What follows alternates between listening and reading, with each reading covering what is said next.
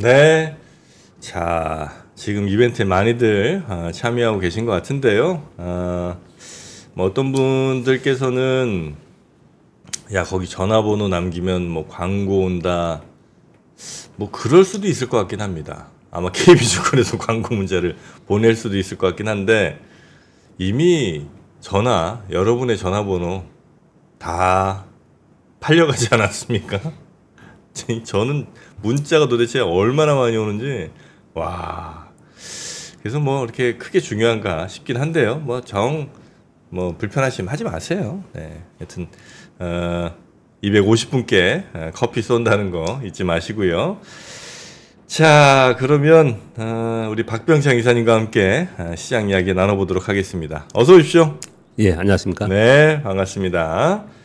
자, 여름엔 커피죠. 아이스 아메리카노. 좋죠. 네, 고맙습니다. 자, 미국 증시가 약간 좀 흔들립니다. 예, 이틀 연속 하락을 했습니다. 네. 뭐 시장 좀 하락하다 보니까 좀 관심이 좀 떨어지는 것 같고요. 오늘 정부님 몸이 좀 안 좋으신지. 약간 좀 냉방병이 좀 걸린 것 같아요. 저는 에어컨을 너무 싫어. 시장 때문에 그런가. 그런데 시장 때문에 그런가. 시장 때문에 그런 건 아니야. 시장에 영향을 받는 사람은 아닌데. 에어컨에 영향을 좀 받았습니다. 그냥 이렇게 일단 워딩이 그냥 LI 이런 게 좀 있는 것 같아요. 될 대로 되라. 그러니까요. 너무 또 신경들 많이 쓰시니까. 그리고 여러분 채팅창에 쓰는 거 아니고 링크 눌러서 그 답 쓰는 거를 몇 번을 얘기를 합니까? 이분들 다 고집 세셔 보면 꼭 채팅창 아니라고 내가 그렇게 얘기를 해도 채팅창에 그렇게 쓰셔요. 뭐 시장이 뭐 참 힘들 때도 있고 뭐 좋을 때도 있고 그런데 꽤 오랜 동안 우리 시장에서 좀 힘든 모습이 있었기 때문에 다들 좀 지쳐가는 그런 상황인 거고 또 비도 많이 오고 덥고 뭐 여름에 근데 우리 시장이 좀 그래요. 근데 여름 시장치고는 올해 우리 시장은 괜찮은 편이에요. 제가 생각하기에는. 우리 시장은 여름에 좀 좋지 않았어요. 우리는 썸머 랠리가 없다. 제가 그런 표현을 맨날 쓰는데요. 근데 지금 우리 시장은 뭐 아주 안 좋은 그런 상황은 좀 아닙니다. 근데 이제 우리 체감으로 그냥 느낌이 미국에 엔비디아 빠지고 나스닥 폭락하고 미국 고점도 빠지고 에라 이런 데는 그런 심리가 좀 작용을 좀 하고 있는 생각이 듭니다. 그러니까 이틀 연속 하락을 했고요. 오늘은 또 다우가 더 많이 빠졌습니다. 다우가 1.29% 빠졌고요. 러셀 2000 지수 1.9% 하락을 했습니다. 다우 매출 괜찮더니. 그러면서 나스닥도 물론 빠졌는데 0.7% 상대적으로 제일 덜 빠졌습니다. 그것은 길주가 약간 반등을 했기 때문에 그렇습니다. 길주가 연 이틀 동안 급락을 했죠. 그러니까 뭐 약간 반등을 좀 한 거고요. 반등의 모멘텀은 있었습니다. TSMC가 호실적 발표를 했습니다. 거기에 가이던스도 상향했고요. TSM CEO가 내년까지 공급 부족이다. 우리 좋다. 뭐 이렇게 얘기를 좀 한 거예요. 근데 뭐 주가는 많이 안 올랐습니다. 0.39% 올랐어요. 그런데 아무튼 요 내용이 있고 또 이틀 동안 급락을 하다 보니까 반도체 종목들이 소폭 반등했고 필라델피아 반도체 0.5% 반등했습니다. 애플은 마이너스인데요. 엔비디아가 2.6% 반등했어요. 빠진 거에 비해서 뭐 폭은 아주 큰 건 아니지만 이렇게 표현을 하죠. 하락이 진정된 거 아니냐 이런 표현을 쓰는데 제가 보기에는 아직 좀 더 지켜봐야 되는 상황인 것 같습니다.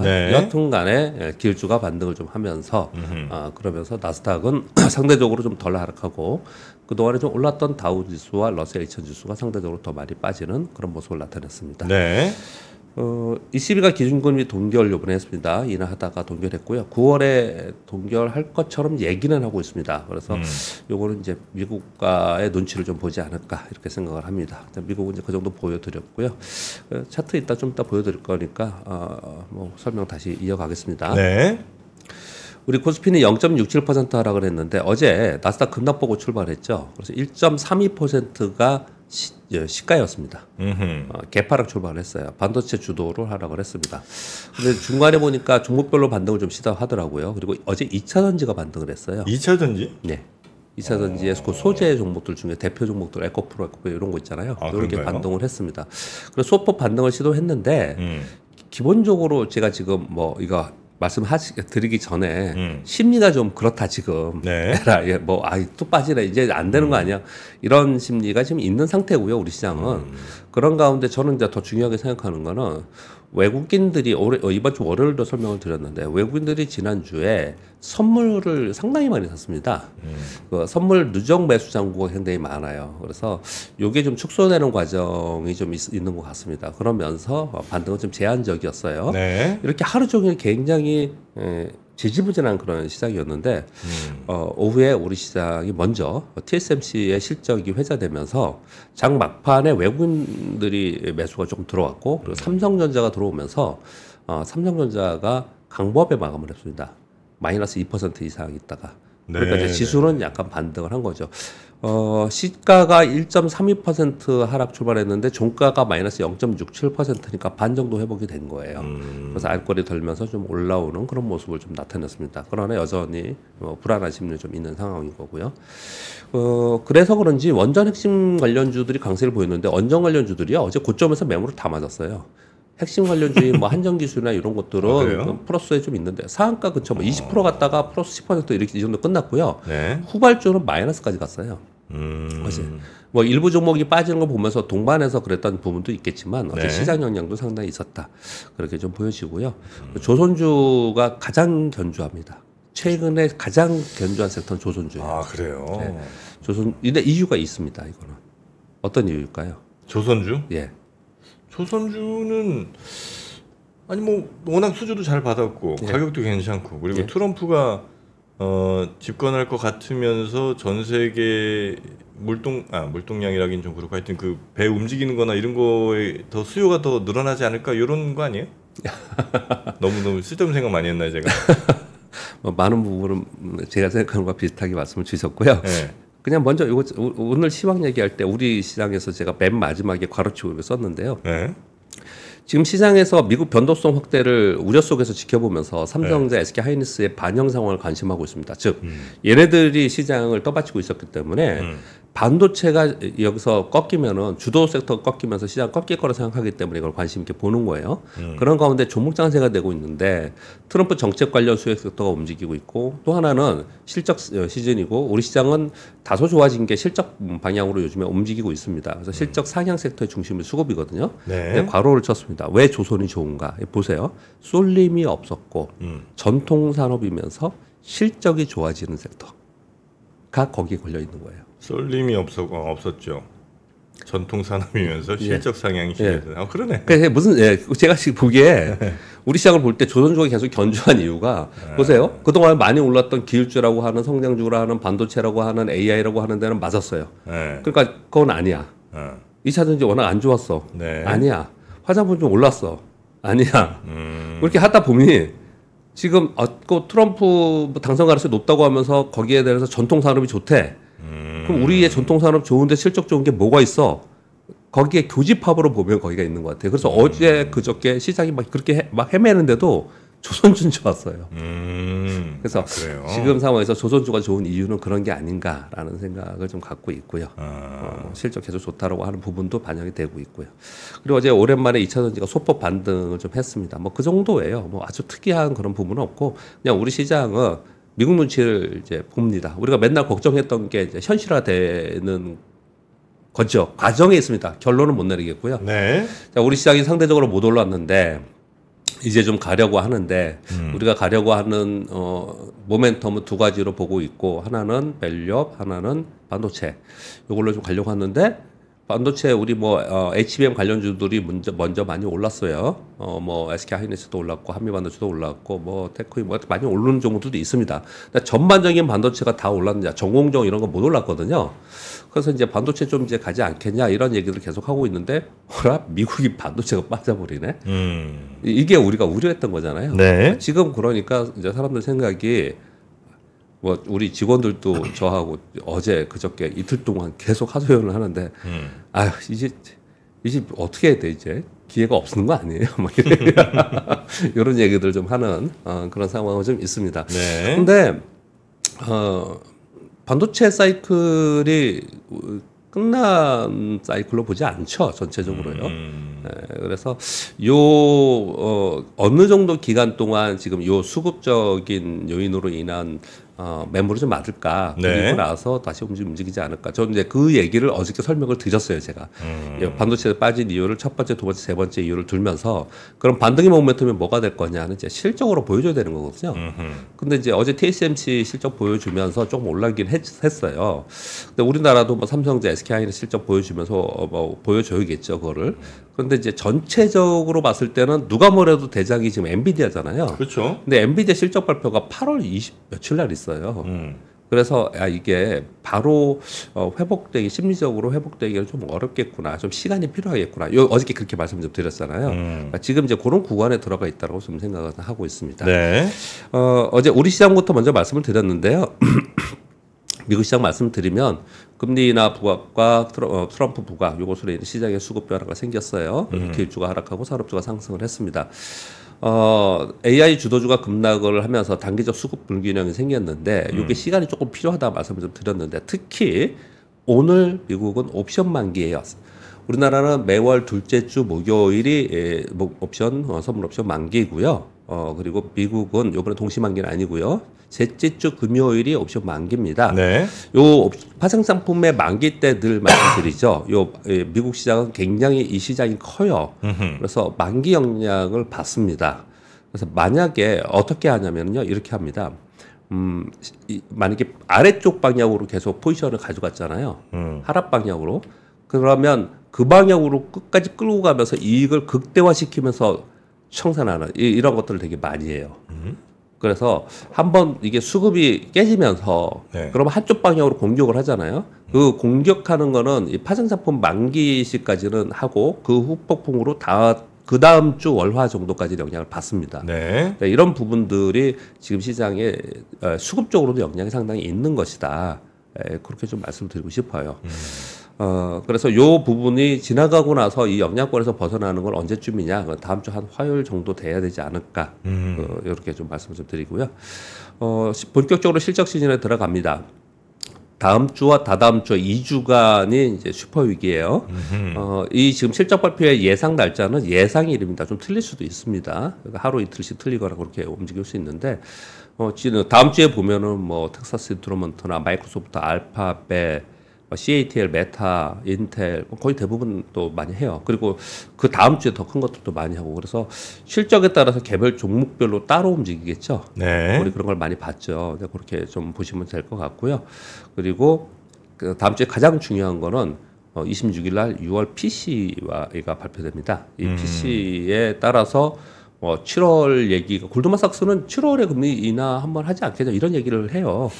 그런 얘기 좀 하는데 이거에 따라 달라지겠죠. 이게 진짜 확연하게 돌아되면은 막 또 시장이 막 그쪽으로 몰고 가겠죠. 네. 근데 이제 이게 제일 매크로 지표에서 중요한 거고 그거 외에는 전체적으로는 실적 시즌이기 때문에 실적에 따라 개별 차별화되면서 이제 움직인다. 그렇게 보시면 될 것 같고요. 그럼 우리 시장은 뭐 전체적으로 분위기가 안 좋으니까 실적이 안 먹힐 거냐 그러지 않은 것 같아요. 시장을 보면 실적이 좋게 발표되는 쪽 그리고 좋을 거라고 되는 쪽은 그래도 전체 시장은 영향을 받지만 탄탄하게 움직이고 실적 발표됐을 때 올라가는 모습을 보여주거든요. 네. 거기에 포커스를 맞춰서 시장 대응을 해야 되지 않을까 싶어요. 우리가 어려울 때 이런 얘기 하죠. 프롬 더 베이직. 기본으로 돌아가자 얘기를 하고 있거든요. 그 기본이 실적이에요. 그러니까 어려울 때일수록 이제 기준선을 이게 트럼프냐, 뭐 바이든 대통령이 될 거냐, 아니 금리 인하 하냐, 안 하냐, 이러면 너무 어려워요. 지금 상황에서 되게 어렵거든요. 너무 복잡해질 땐 예. 차라리 예. 근본으로 돌아가는, 예. 실적으로 돌아가는. 네, 그럴 수밖에 없습니다. 네. 지금 실적 시즌이고요. 예, 그렇게 좀 더 말씀을 드리겠습니다. 차트 몇 가지만 그냥 감상하겠습니다. 감상이요? 예, 감상. 몇 가지 말씀드리려고 합니다. S&P 500의 일봉입니다. 아유. 제가 이 추세선을 계속 그렸잖아요. 네. 이 추세에서 벗어나면 돌아오고 돌아온다는 얘기해서 말씀드리잖아요. 근데 정말 이 기적 분석이라는 걸 폄하하는 사람들 굉장히 많이 있지만요. 네. 나중에 보면 그랬네? 라는 게 되게 많아요. 사실은요. 근데 이격이 벌어지면 다시 돌아오고 그런데 이번에도 여전히 똑같이 일본 보시면 네. 이격이 벌어지고 나서 돌아왔어요. 그 추세 쪽으로 다시 돌아와서 이제 여기서 반등을 좀 할 때쯤 됐잖아요. 네. 그런데 여기서 주도주가 일단 꺾인 상태가 우리가 걱정이 되는 거고 여기서 깨지면 이만큼 내려가죠. 밑으로. 이만큼 더 내려가잖아요. 그러면 이걸 뭘로 보느냐? 주봉으로 보는 겁니다. 그 다음은. 아, 그래요? 그다음에 이게 주봉으로 보거든요. 그게 언제냐면 여기예요. 깨졌을 때가. 이게 지금 주봉이에요? 예, 이게 주봉입니다. 아. 그러니까 주봉상으로도 이런 추세를 가지고 있고 중간에 내려오는 게 있는데 그랬을 때 만약에 그게 깨지면 어느 정도 하락을 하냐? 한 3, 4주 정도 하락을 해요. 한 달 정도는 하락을 했습니다. 대부분 그랬어요. 네. 그럼 지금 일주 하락을 지금 보인 거지 않습니까? 그러니까 좀 전에 보이던 일봉에서 만약에 이거 깨지면 그러면 일정 기간이 필요하다. 이렇게 그냥 딱 생각을 하시면 편해져요. 네, 그렇게 정도 생각하시는 게 맞을 것 같아요.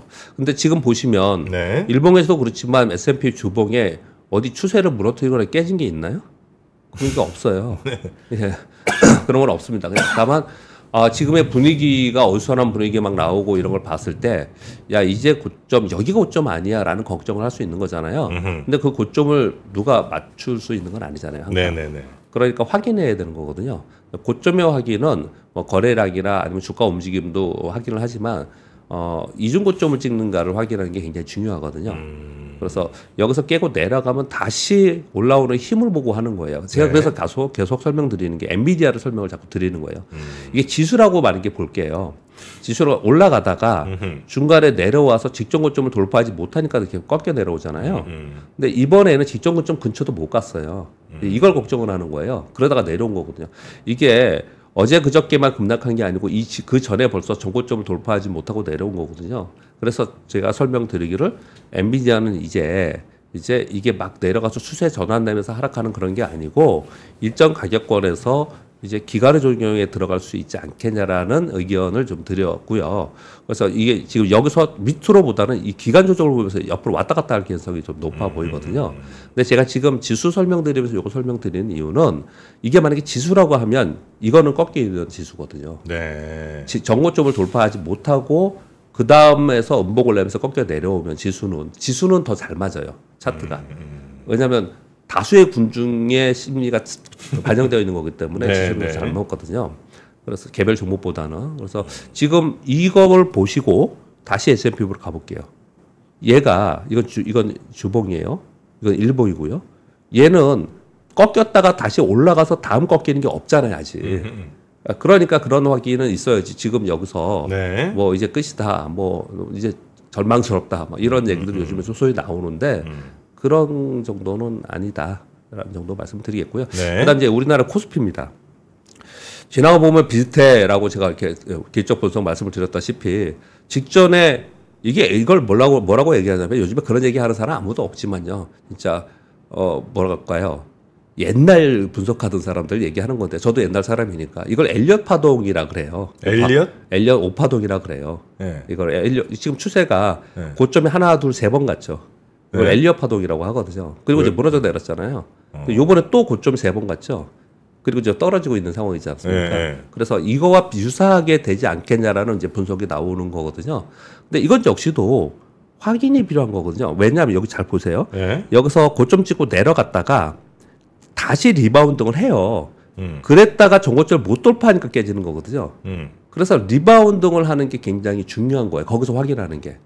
제가 오늘 요 기초 분석 하나를 가르쳐 드릴게요. 무슨 얘기냐면 네. 전에부터 이 얘기를 하니까 정프로님 관심을 좀 가지시던데 주가가 막 올라가던 주가가 갑자기 팍 빠져요. 고점에서.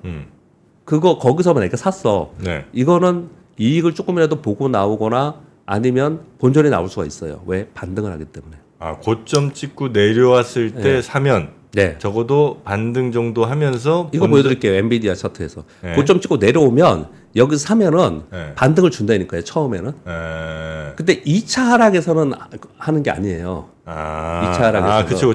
네, 2차 하락에서 하는 건 아니거든요. 네. 그 지금 얘는 위에서 가서 내려오고 있잖아요. 음. 그러면 반등은 한다는 얘기예요. 그 반등의 힘이 어떤 건지를 보고 그때 판단하는 게 정확한 판단이라는 설명을 드리는 거예요, 지금. 이걸 거꾸로 얘기하면 어떤 거냐면요. 요즘에 2차 전지 가장 많이 빠진 섹터가 어디예요? 뭐 최근에 많이 빠진 건 뭐 엔터 좀 많이 빠졌는데 네. 계속 오랫동안 많이 빠진 거는 엔터하고 저기 이차 뭐야 전지. 인터넷하고 네. 2차 전지잖아요. 네. 이거 어디서 사야 되느냐? 네. 거래 늘은데 이제 사야 되는 거 아니야? 이런 질문 많이 하거든요. 네.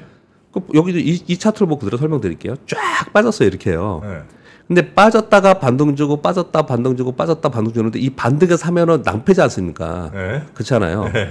그래서 이제 빠졌다가 반등을 줬어요. 네. 아, 여기서 밑에서 샀어야 되는데 이런 생각 하잖아요. 네. 근데 올라갔다가 내려온다니까 얘가요.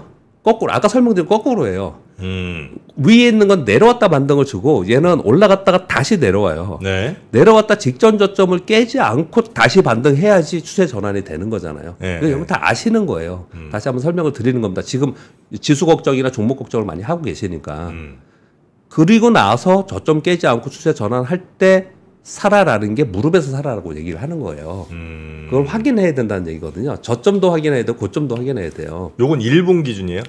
아니죠. 길게 장기적으로 보는 건 이건 주봉이거든요. 아. 좀 더 길게 중장기적으로 볼 땐 주봉으로 보는 거고 짧게 거래하시는 분들은 단기적으로 보는 거고. 일봉에 적용되는 그게 주봉에도 역시 마찬가지 적용이 똑같죠. 돼요? 다 아, 똑같죠. 그래요? 그렇고 다 똑같죠. 뜬금없이 오늘 왜 갑자기 이런 얘기를 하느냐. 예. 왜 그러냐면은 지금 상황에 야, 이거 어떻게 될지 약간 여러분들이 좀 걱정하시는 분들이 많잖아요. 그러니까 이걸 좀 보자라는 설명을 좀 드리는 거예요. 근데 이런 것들은 이런 비판을 할 수도 있어요. 건전한 비판. 그러니까 이거는 기업의 실적과 그리고 매크로 지표와 그리고 뭐 트럼프가 뭘 정책을 뭐 내놓냐 이런 것들이 반영돼서 이게 된 게 아니냐는 거잖아요. 그렇지 않습니까? 네. 근데 생각해 보세요. 그런 매크로 지표나 아니면 정치적인 이벤트나 이걸 분석하면서 어떻게 될지 우리가 예단할 수 있습니까? 없잖아요, 그거. 그렇죠, 그렇죠. 모르잖아요. 네. 그러니까 그걸 반영한 예를 그냥 보자는 거예요. 편이 그냥. 그 정도로 보자 이런 말씀을 좀 드리는 거예요. 네, 네. 요즘 걱정 많이 하시길래 그 말씀 좀 드리는 거고요. 지금 여기에는 저 위에 점선이 있죠. 요게 3,000포인트거든요. 횡선 요게 3,000포인트예요. 네. 2,900포인트 근처 갔기 때문에 3,000포인트가 눈앞에 바로 보였어요. 그랬는데 여기서 지금 미국 꺾이면서 꺾인 거 아닙니까? 네. 근데 아까 미국 빠진 것보다 우리는 그래도 조금 견조하게 있어요. 삼성전자 때문에 그렇거든요. 이게 삼성전자입니다. 삼성전자의 역사적 신고가가 96,800원, 이 맨 꼭지고요.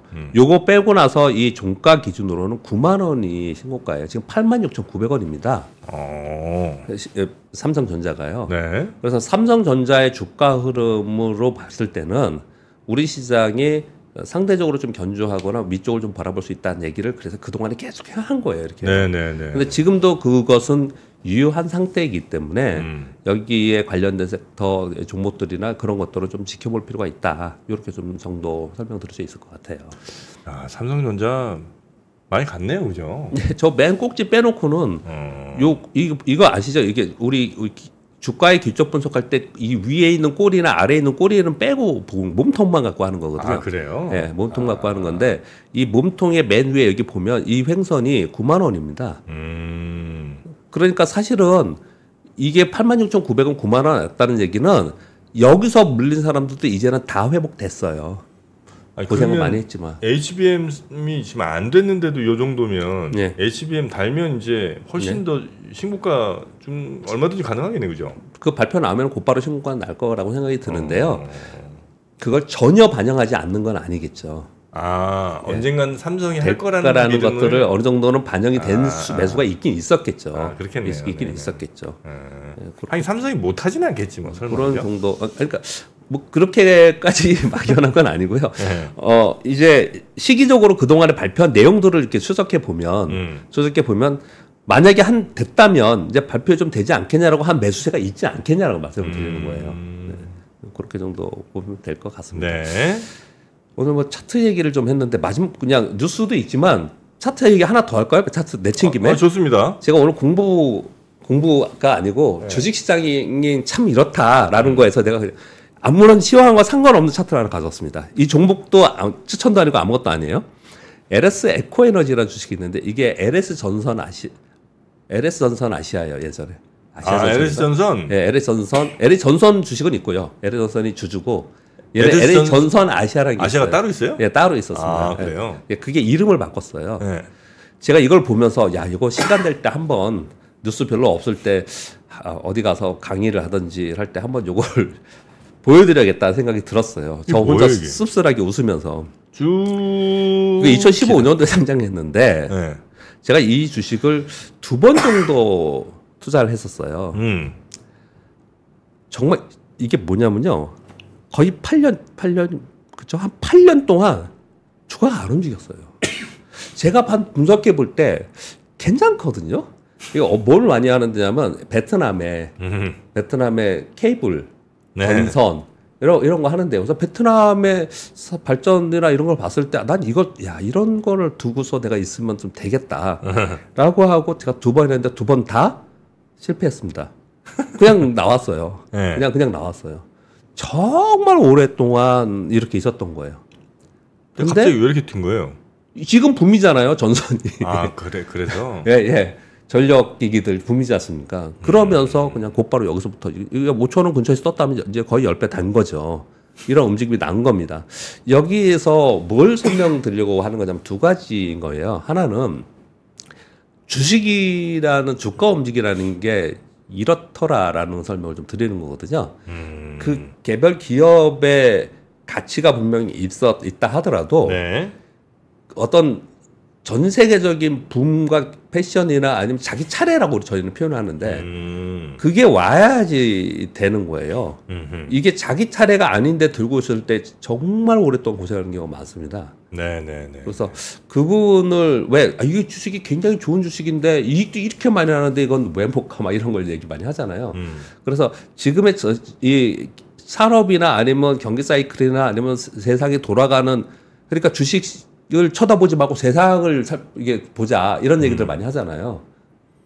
이해되세요? 네. 주식의 주가보다는 세상 돌아가는 걸 좀 이해해야 된다. 세상에 대한 인사이트가 있어야 된다. 이런 얘기를 많이 하잖아요. 네. 그게 주식시장이 굉장히 중요한 부분이고 또 하나는 여러분 뭐 다 아시다시피 이게 지금에 와서 이렇게 올랐느냐. 지금 최근에 한 1년 그리고 특히 올해에는 이 전력기기하고 그리고 뭐 전력 공급 부족 막 이런 게 가장 핫한 이슈라는 거예요. 그러면서 이런 게 이슈가 됐다라는 것 때문에 제가 한번 보여드렸어요. 네. 제가 예전에 이거를 한 2차례 나 이거 장기적으로 한번 가져가 볼 거야라고 했다가 포기하고 했던 건데 얘가 이렇게 움직였기 때문에 제가 한번 보여드린 겁니다. 자, 뉴스 말씀드릴게요. 네. 여전히 트럼프 이슈가 많습니다. 트럼프 이슈는 그 중에 트럼프 부통령 러닝메이트 벤스 수락연설에서 강하게 반중 의견을 냈고요. 요걸 굉장히 시장에서는 뭐랄까요 우려를 좀 하고 있는 건데요. 작년 9월에 드라이브 아메리칸법을 발의했는데 여기서 전기차 보조금을 감액해서 미국에서 생산된 가솔린 디젤 차량에 세액 공제를 해주자 이런 얘기를 했던 사람이 있기 때문에 그리고 강한 반중을 외치고 있는 사람이라서 상당히 걱정스럽게 시장에서 좀 보고 있습니다. 그래서 만약에 정말 이렇게 된다면 이런 분들이 대통령, 부통령이 된다면 네. 상당한 섹터의 변화가 있을 수 있겠다라는 게 우려를 좀 하고 있는 상황인 거고 그래서 그런지 모르지만 이건 아닐 것 같은데 요 뉴스가 따라 올라왔어요. 뭐냐면요. 포드가 캐나다 온타리오주 공장을 전기차 SUV 생산 기지로 전환한다는 얘기를 했었거든요. 이걸 철회에 발표했습니다. 자기네 회사에 보도자료를 냈어요. 그래요? 이거 처리하고 내연기관 트럭 제조할 거야. 아, 그래요? 예. 아마 이거 전에 이렇게 결정을 했을 것 같은데 공교롭게 비슷한 시기에 이런 게 나왔어요. 전기차 만드는 공장으로 가는 게 아니고 오히려 내연기관차 공장으로 간다고요? 예, 원래 있었는데 네. 여기를 이제 라인을 전기차로 진짜 전환한다고 했었는데 그걸 처리하고 그냥 픽업 트럭 만들래. 이렇게 지금 가고 있는 얘기 있어서 상당히 우려를 많이 하고 있다. 그런 얘기를 좀 하고 있는 상황입니다. 그리고 3번 뉴스는 제가 2번 말씀드렸는데 3번째 말씀을 드리고 있는데 이게 아직 결정이 안 된 거예요. 근데 상당히 관심이 많습니다.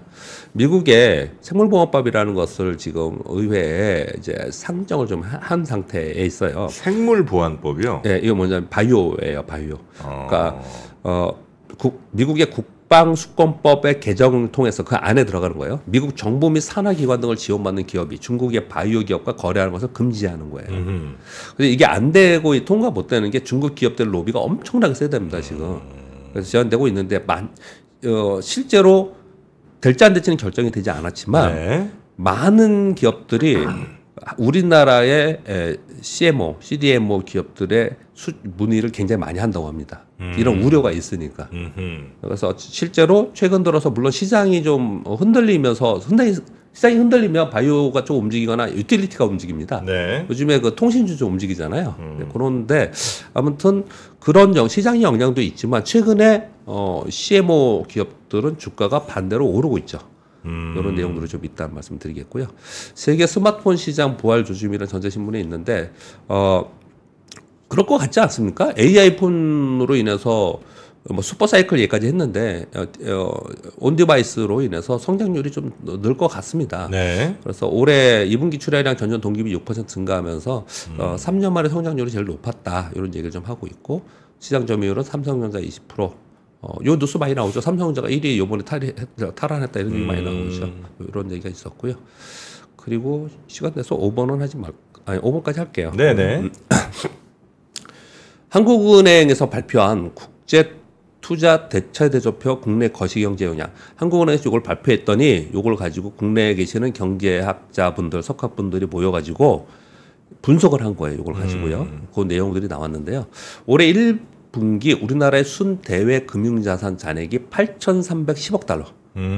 지난해 동기비 243억 달러 증가했다는 거예요.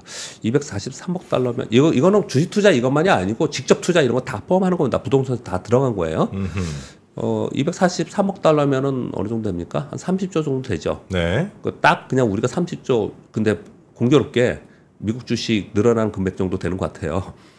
순대외 금융 자산은 국내 거주자의 해외 투자에서 외국인의 국내 투자를 뺀 거예요. 네. 근데 이게 상당히 큰 겁니다. 왜 그러냐면 2020년 말 잔액, 이거 팬데믹 이전이잖아요.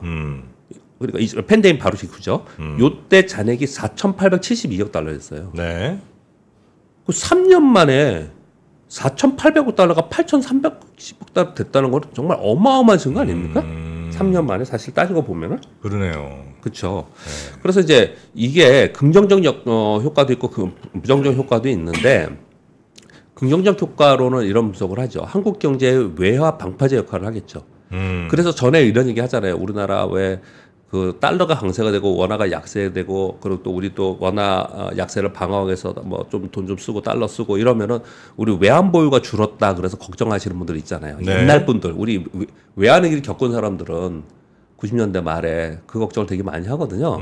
근데 생각해 보시면 8,300억 달러가 우리가 투자하는 돈이 있다라는 거예요. 그래서 이런 방파제 역할을 한다 이런 얘기를 좀 하고 있는 거고요. 반면에 국내 자본시장 위축 원화 약세로 인한 물가 상승 우려가 있다는 얘기를 하는 거예요. 그럴 것 같지 않습니까?